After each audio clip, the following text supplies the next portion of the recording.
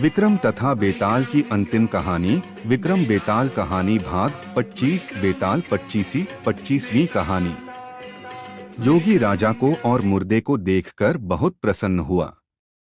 बोला, हे राजन, तुमने यह कठिन काम करके मेरे साथ बड़ा उपकार किया है।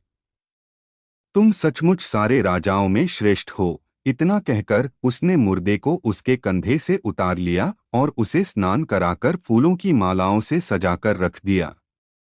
फिर मंत्रबल से बेताल का आवाहन करके उसकी पूजा की। पूजा के बाद उसने राजा से कहा, हे राजन, तुम शीश झुकाकर इसे प्रणाम करो। राजा को बेताल की बात याद आ गई। उसने कहा, मैं राजा हूँ, मैंने कभी किसी को सिर नहीं झुकाया। आप पहले सिर झुकाकर बता दीजिए। योगी ने जैसे ही सिर झुकाया, राजा ने तलवार से उसका सिर काट दिया। बेताल बड़ा खुश हुआ। बोला, राजन, यह योगी विद्याधरों का स्वामी बनना चाहता था। अब तुम बनोगे।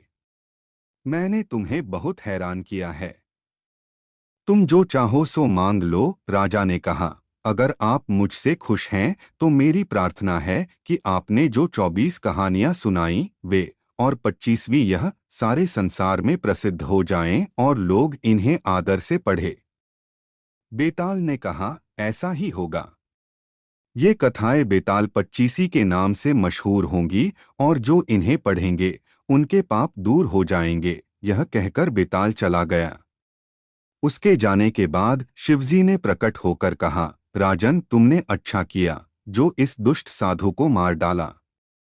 अब तुम जल्दी ही 7 द्वीपों और पाताल सहित सारी पृथ्वी पर राज्य स्थापित करोगे। इसके बाद शिवजी अंतर्धान हो गए। काम पूरे करके राजा श्मशान से नगर में आ गया।